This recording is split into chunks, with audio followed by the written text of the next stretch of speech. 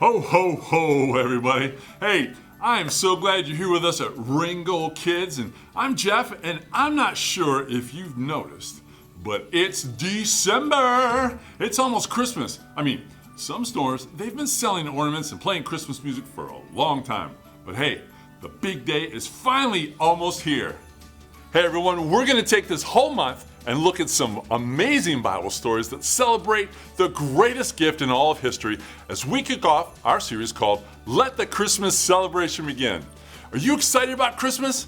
I know I am, and our Life app helps us remember what that is. It says this: Christmas means celebrating Jesus, God's greatest gift. And one of the fun ways we remember God's gift is by giving Christmas gifts to each other. And they don't have to be big or expensive. I think that some of the coolest gifts that you can give are those you make yourself. Something you create, draw, or even build. This month, we're going to be celebrating the best gift ever. And it's a little different than what we would actually give. It's a gift that cannot be bought in a store or ordered on Amazon or given by your grandmother. In our story today, we're going to look at a baby, but not the baby that you would expect.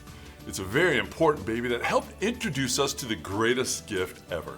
So hang out with us as we begin the Christmas story with a couple who were too old to have a baby.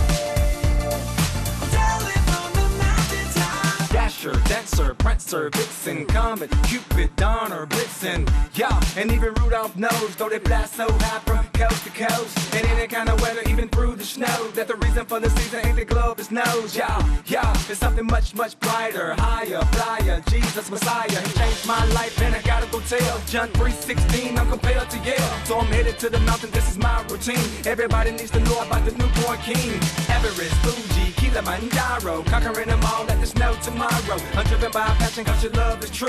Megaphone in my hand turns up for you. Hey. I will go and tell it. I will go and tell it. Tell it from the mountaintop. I will go and tell it. I will go and tell it.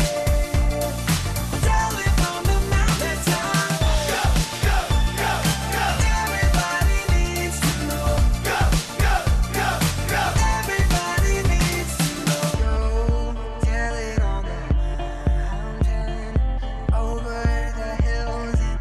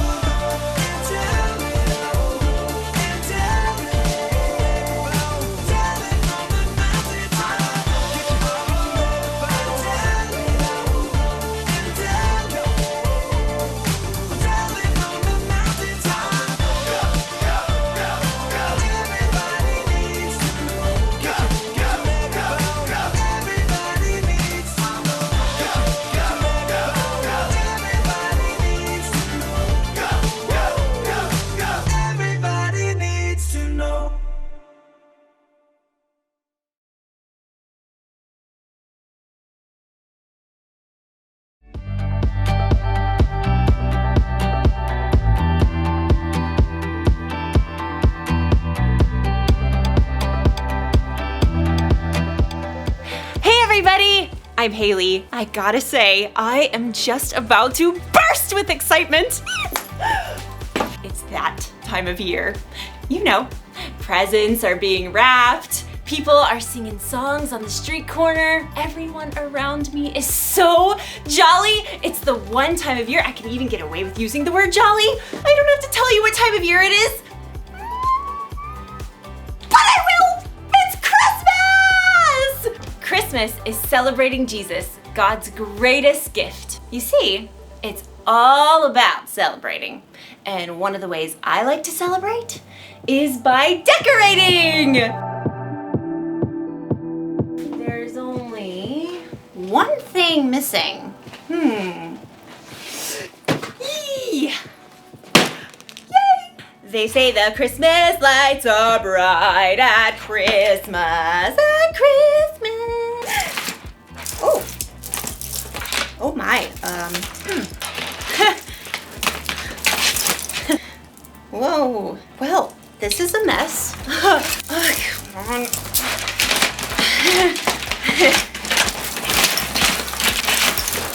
How did this happen? The lights were untangled when I put them in the box last year. Are they moving around in there? I'll never be able to untangle all of this. This is impossible.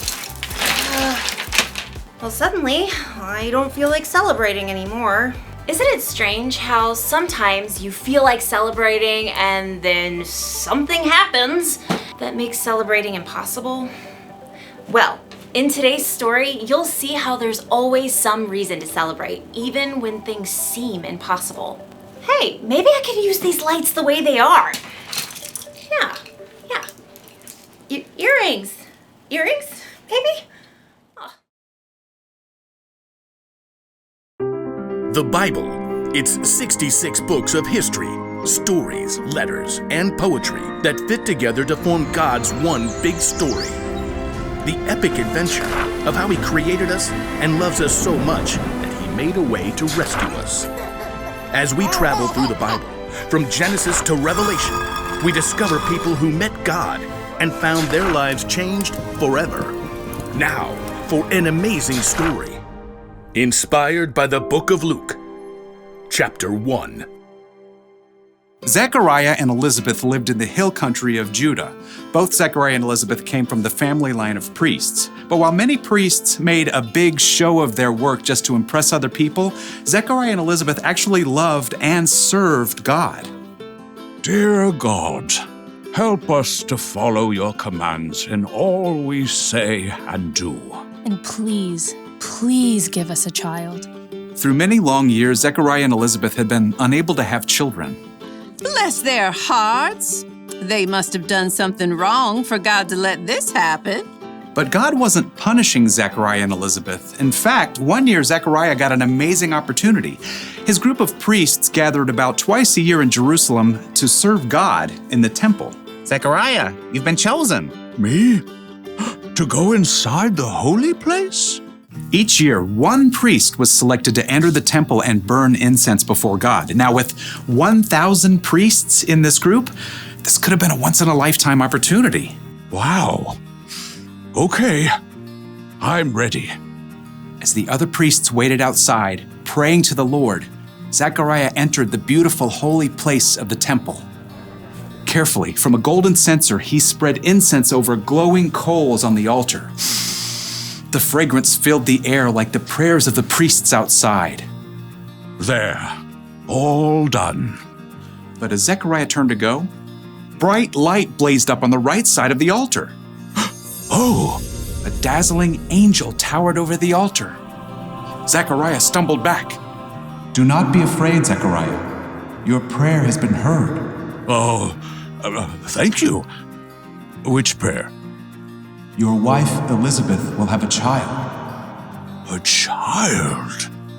Zechariah struggled to think clearly. It will be a boy, and you must call him John. He will be a joy and delight to you. His birth will make many people very glad. He will be important in the sight of the Lord and filled with the Holy Spirit. He will bring back many of the people of Israel to the Lord their God, and he will prepare the way for the Lord. That's, but Elizabeth, How can I be sure of this? We're both old enough to be great-grandparents. The light burned even brighter, and Zechariah shielded his eyes. I am Gabriel. I serve God. I have been sent to speak to you and to tell you this good news. And now, you will have to be silent. You will not be able to speak until after John is born. That's because you did not believe my words. They will come true at the time God has chosen. Zechariah tried to respond, but no sound came from his lips. These words will come true at the time God has chosen. The light flared and then dimmed. Zechariah found himself alone again. Stunned, he staggered out of the temple. There you are. What took so long? Zechariah opened his mouth, but still no words came out. Didn't catch that. Zechariah gestured wildly, attempting to explain. Ooh, charades. I love charades. Mouth, duck lips, open, shut. Ooh, you can't talk. Why not? Something tall, wings, ostrich, flamingo. Aha, angel. You saw an angel. Although he couldn't speak, Zechariah finished his time of service and returned home. And in a short time, Elizabeth found out that she would indeed have a child. The Lord has done this. He has been kind to me. At last, the time came for Elizabeth to have her baby. Well, bless your heart if he don't have quite the pair of lungs. He's beautiful. Just look at that head of hair. 8 days after the baby was born, friends and relatives gathered for his naming. His name will be Zachariah, of course. Yeah, after his daddy. No, he must be called John. John? Honey, nobody in your family has that name. It ain't right. Everyone turned to Zechariah. Zachariah, that boy needs a proper name. Still unable to speak, Zechariah gestured. Oh, charades again. Hold on. Stick, carrot, ooh, he needs something to write with. As soon as Zechariah had a tablet and quill in hand, he wrote quickly. What does that say? I can't see. His name is John. Well, bless my heart if Zachariah ain't talking again.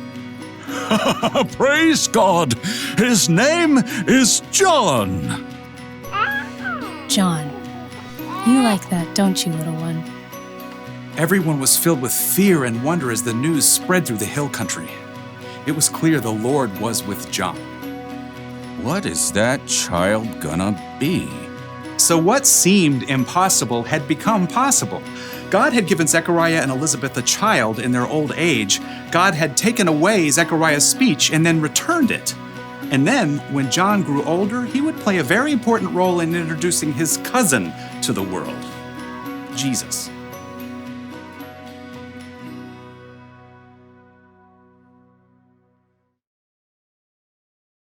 As I was thinking about today's story, an idea occurred to me. One thing I can celebrate today. So Zechariah and Elizabeth were too old to have children. It was impossible. But God made it happen. They had John, who would grow up to introduce his cousin, Jesus, to the world. Nothing is impossible for God. He can do anything. Here's why that's worth celebrating. There are things in our lives that seem impossible. Could be a tough subject at school. Could be a problem you're having at home, or a disagreement you're having with a friend. Your problem could be so bad you think you'll never be able to untangle it. But if God is able to give life, then He's able to give you knowledge and wisdom to get through that tough subject in school. If God is powerful enough to control the weather, then He's powerful enough to help you weather any storms that come your way. And if God can bring peace to the whole world through the sacrifice of His Son, then He can bring peace to your life and in your relationships. God can do anything. So, here's the one thing to remember today. Celebrate because God can do anything. I'm not sure if God will physically come down here and do something about my problem. But if He can create the universe from nothing, then I believe that he can give me the patience, determination, and creativity I need to untangle these lights. And that makes me want to celebrate. Yee! Merry Christmas! Here goes. See you next time.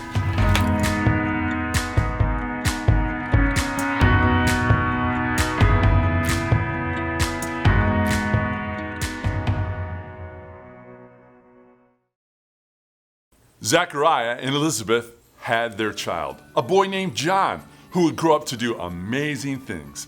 And what seemed impossible had become possible. Even though they were too old, God had given them a child. Ho, ho, ho. And get this, John grew up to be known as John the Baptist. You know, the guy who ate honey and grasshoppers. You see, he was the cousin of Jesus, and he ended up telling people about Jesus. He even baptized Jesus later in his life. John will play a hugely important role in introducing Jesus to the rest of the world. Hearing this story, I think it's safe to say that God can do anything, and we can totally celebrate that. And it's our bottom line. It says this: celebrate because God can do anything. Elizabeth and Zachariah had a baby boy when it must have seemed impossible. That's something worth celebrating, I think. It just goes to show you that God can do anything, and we can trust Him no matter what, and that we know that He's with us through any situation. When we remember that, it makes us want to celebrate and be thankful because God can do anything. You see, there are things in our lives that can seem impossible, right? It could be a tough subject at school, or it could be a problem you're having at home, or maybe you're having a disagreement with a friend. Your problem could be so bad you think you'll never untangle it. But think about it. God can do anything. And on top of that, God is with you through anything you have to go through in life. God can help you through those tough situations, and He can help you know what to do when you don't know what to do. Like maybe showing you who you can ask for help. And if God can bring peace to the whole world through the gift of Jesus, then God can also bring peace to your life and your relationships with other people. Our memory verse points to the greatest gift ever, and it's found in the book of John, chapter 3, verse 16. Perhaps you've heard it. It's pretty popular. It goes like this: For God so loved the world that He gave His one and only Son, that whoever believes in Him will not perish, but have everlasting life. Now that's a gift that all of us need, and I love that no matter the season, whether it's summer, winter, fall, or spring. Jesus is the greatest gift of all. Hey, guess what? Next week, we're going to continue our Christmas celebration as we connect with some extraterrestrial guests who are also a part of the Christmas story. I'm excited, and I can't wait to see you next week. Hey everyone, don't forget to celebrate this week as we look forward to Christmas. The month only gets better. All right, guys? All right, see you guys next time. Bye, everybody. Bye. Let me hit this right here. Boom. Hey there, I'm MC Haggis, and this here is my beatboxing partner, Seamus McFamous. Give him a Christmas sample, Seamus. Oh boy, that was festive. I like that. Yeah. Okay, this month we're learning about Christmas. Celebrating Jesus, God's greatest gift. Right, Seamus? Hey! Yeah. You know, every Christmas me and Seamus exchange gifts. We do! And guess what? Today is our gift exchange day. Isn't that great? Hey! Okay, I'll go first. Here you go. Okay, yeah. You open mine to you first. Oh, you know what it is? Oh, yeah, you're always coming up with great ideas all the time. See, and this dictation software will capture all of your ideas all at once. Isn't that great? Aye. Yeah, it'll work just like that, yeah. Oh, okay, I'll open my gift. Okay, here we are. Oh, John from the So-and-so show sings Christmas hymns in Gaelic. Hey. CD. Hey. Wow. I have no words. Yeah. Oh yeah, Seamus. This is the gift that'll They'll keep on giving all year. Hey! Oh, this gift reminds me that Christmas isn't about the gifts we give each other. Hey? Yeah, we give each other gifts at Christmas time to remind us of the greatest gift we could ever receive, Jesus. Yeah. So remember this Christmas, whether you get a great gift or...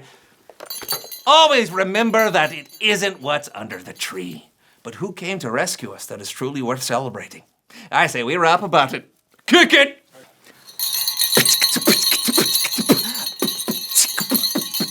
Gifts are great because they demonstrate a tiny version of Christmas. But don't fixate if they're good or great, because Christmas is about when God sent Jesus, our greatest gift for everyone forever and ever and ever and ever and ever and ever. Woo! Word! Yeah, I do appreciate the gift, Seamus. It truly is the thought that counts. Yeah! I just wish I knew what thought you were thinking. Hey! Yeah, say something else. Hey! Oh, that's beautiful. What else? Hey!